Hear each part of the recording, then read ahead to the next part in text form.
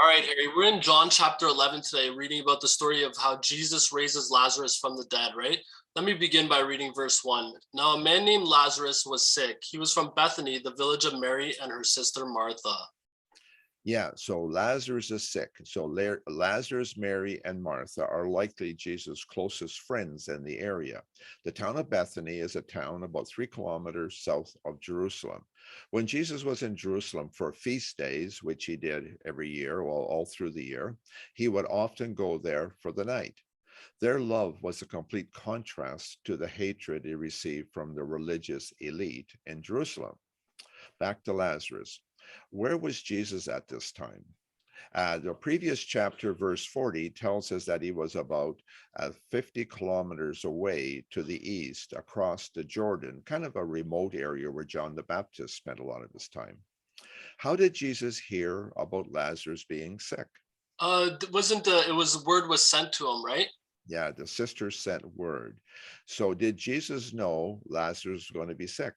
Yeah, for sure. He's God, but it's also a greater purpose which is about to happen. He's setting up Yeah. this story perfectly. Yeah.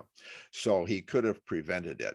So let's read verse 14 and 15, please. For sure. It says, so then he told them plainly, Lazarus is dead, and for your sake I am glad I was not there, so that you may believe, but let us go to him. And this is Jesus speaking, of course. Yeah.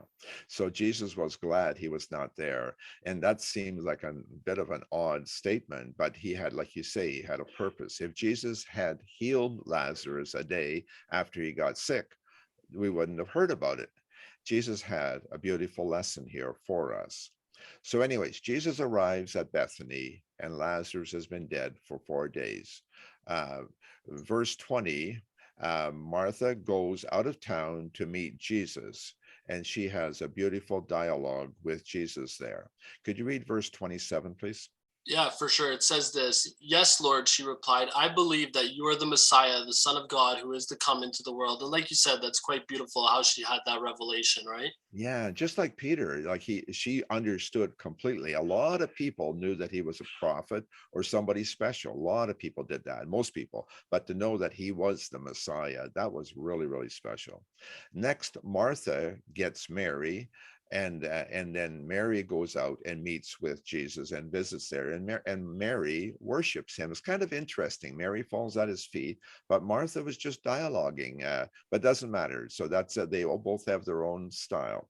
In verse 35, we read that Jesus wept. It was the shortest verse in the Bible, but it's long on meaning because Jesus was touched, I think, by different things. One thing was he loved these people and the drama and the sadness they have been through, but also Jesus knows that in a couple of months he's going through the same situation. Verse 39, Jesus says, remove the stone from the tomb. What did Martha say? She says, by this time there's a bad odor there, for he has been in there for 4 days already, right? Yeah. Did she forget who Jesus was? Right. It's kind of ironic how she just said that he's the Messiah, and then all of a sudden, right now, it gets a little cold feet. But I think that happens to us all at times, right? Yeah, it's so easy. We were totally clear, but then we forget who Jesus is. Hmm. Verse 42, verse short, excuse me, verse 42, Jesus prays and thanks his Father for what will happen next, that they may believe that you have sent me.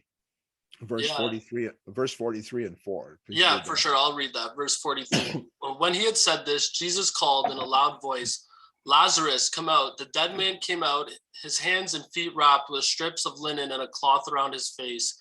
Jesus said to them, take off the grave clothes and let him go. So we were talking about this earlier, Harry, how there's multiple miracles here. Not only that he raised him from the dead, but the fact that the person came out in complete, like, blinded and full of the cloth all over his body, that must have been a miracle in itself as well.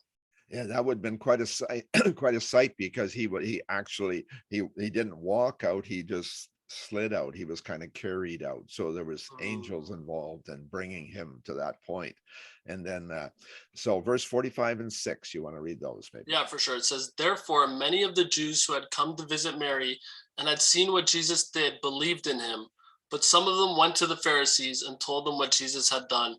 It's quite amazing and astonishing to think that you could witness such a miracle as that and want to go and tell on that person, right? What are your thoughts? Yeah, no, it's the same choice that we have today.